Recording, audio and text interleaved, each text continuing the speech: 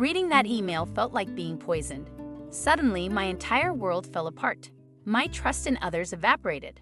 I found myself staring at the email, bewildered and uncertain of what had just transpired and its implications on my life. You might be curious about the content of the email and why it had such a transformative impact on me. Let's take a step back for a moment. There was this incredible exchange program happening at my school, involving a partner school in China. I'd had a fascination with the Far East for as long as I can remember. I was eager to participate in this trip, and my decent grades meant I was eligible for a scholarship. My mom didn't have a lot of money, but since the trip was fully funded, she didn't have grounds to object, right? The hitch was that I needed a passport. At 14, I didn't have one yet. It never struck me as odd until I was required to go through the application process, making me wonder why my mom hadn't taken care of it when I was younger, as it seemed most parents had. The list of required documents for the passport application was extensive. Being underage, I needed to provide my mom's birth certificate, her ID, and various other documents. With the trip only a month away, I was under pressure to apply swiftly to receive my passport in time. Despite this, my mom was really against the idea of me going, expressing concerns about my age and the potential risks involved, like the possibility of a plane crash. She was exasperating me to no end. Why was she making it so difficult to just hand over her certificates? If I had a father in the picture, this would have been a breeze. I could have simply used his ID. But my dad was a stranger to me, long gone from this world, eliminating that as a potential solution.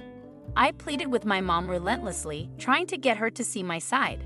Then, one fateful night, she broke down in tears and revealed the true obstacle.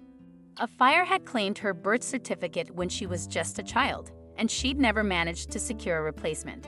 She explained how challenging and time-consuming obtaining a new one could be, expressing her fear of letting me down, which had led her to keep this from me. Frankly, it just came across as neglectful. I was already a target of ridicule at school due to my mom's peculiarities, and this just added fuel to the fire.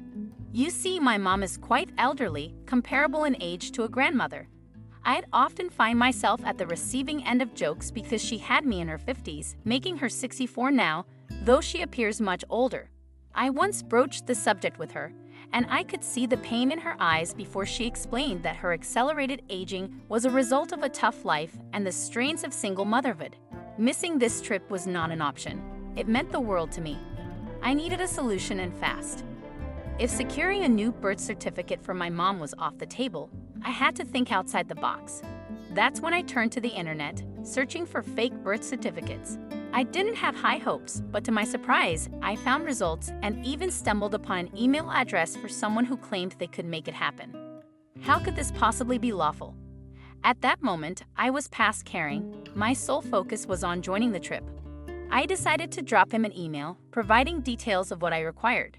I shared my mother's birth date and birthplace, and then the waiting game began. An entire week of silence followed, heightening my impatience. My dream of setting foot in China seemed to be slipping through my fingers. I was holed up in the basement that night when suddenly my phone came to life. It was him, the guy with the fake certificates. He had responded. Excitement surged through me as I eagerly opened the email, spotting the attached file that I assumed to be the counterfeit birth certificate. I clicked on it, anticipation building as it downloaded. Finally, it was there before me. This is it, I thought. Now I can get my passport. Eager to express my gratitude, I was about to respond when I noticed he had left me a message. As I read through it, a chill ran down my spine. Dear Charlotte, thank you for your email. I regret to inform you that I cannot extend my services to minors. Furthermore, it appears your mother already possesses a fake birth certificate, as she reached out to me 15 years ago to create one. I suggest you discuss this matter with her. I hope this revelation doesn't cause any upheaval. Regards, Mr. Matthew. I was dumbfounded. Why on earth would my mother need a fake birth certificate? This was completely baffling. And why had she kept this from me? 15 years ago? That timeline matched up with just before my birth. My mind was racing with questions as I bolted up the stairs to confront her. She was in the kitchen, cooking, when I barged in, startling her severely. You liar! I screamed. I didn't wait to witness her reaction. Instead, I stormed out to the garden, reopening the email to make sense of it all. I scrutinized the birth certificate more closely and realized it indeed belonged to my mother. Suddenly, I lifted my eyes to find her approaching me. Before I could unleash my tirade, she cut me off, and that's when our situation drastically deteriorated. "Charlotte, this isn't what it seems. I hid it because I didn't want you to know my real age," she blurted out. Baffled, I cut in, "Wait, what? What suitcase are you talking about? I know how this all looks with those documents, but I was left with no other option. No doctor would allow a 64-year-old to give birth," she explained through her tears, while I stood there, utterly confused. At that moment, it was clear we were talking about entirely different things. "I have no idea what suitcase you're referencing, but tell me you remember a Mr. Matthew, Mom?" I questioned, my words laced with anger. Her face lost all color as she realized the blunder she had made. I could not bear to be in her presence a moment longer. I turned to leave, my feelings of repulsion overwhelming me. As I reached the garden gate, I paused to say, "You know what, Mom? You're the most selfish person I've ever known. All these years, you've been lying to me. If you really had me at 64, that means you're 78 now. Do you realize how twisted that is? You're older than any of my friends' grandmothers. Why would you wait so long? You should never have had me." I could hear her calling after me as I stepped through the gate, but my mind was made up. I needed to put distance between us. However, her next words stopped me in my tracks, sending a chill through my body. "Charlotte, please don't leave. For 64 years, I held on to the dream of having a child like you. Your birth gave my life meaning and purpose. I don't think I would have made it this far without you." Her words hung in the air as I turned back to face her. Tears flowed freely down her face as she stood, small and fragile, beside a tree. She was 78. This whole situation was absurd. "Please, just hear me out," she begged, her voice breaking. Despite my anger, her apparent age and vulnerability compelled me to stay and listen. She unraveled her life story before me, telling me how she had always dreamt of motherhood but had never found the right partner. Time slipped away, and suddenly she was 40, panic setting in. In a bid to preserve her chance at motherhood, she decided to freeze her eggs, hoping for a donor to appear. But no one came, and menopause claimed its course. Before she knew it, she was 60 and desperate. She spent 3 years searching until she found a Swedish man willing to help. However, there was a monumental obstacle. No doctor would agree to assist a 63-year-old woman in becoming pregnant. In her desperation, she turned to Mr. Matthew for a fake certificate. Throughout her confession, she wept and trembled. I listened in shock, struggling to grasp the magnitude of her deception. She had lied about her age, concocted a story about a deceased father, and now this. I felt a surge of anger. I couldn't stomach the lies any longer. I bolted back through the garden toward the house, rushing past her to my room. I needed space. I couldn't bear to be near her. She knew better than to follow me.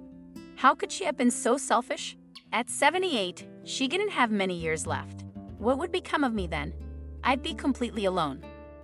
Searching for my father was out of the question. He was just an anonymous Swedish donor.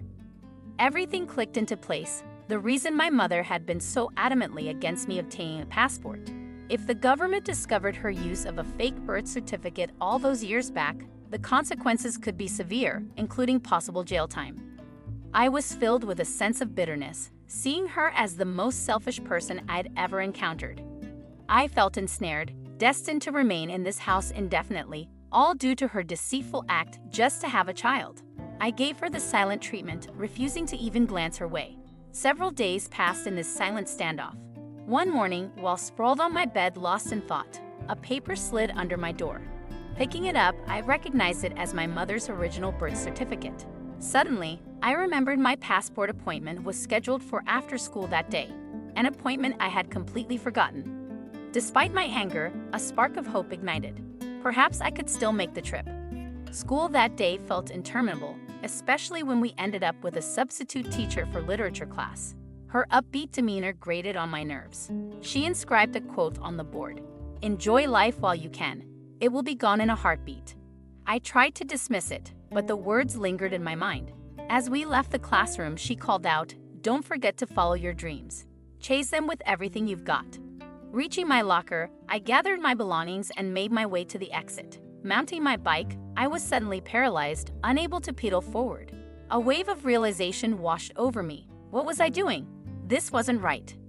The teacher's words echoed in my head, and thoughts of my mother's declaration that I was her reason to live flooded my mind. I knew what I needed to do next.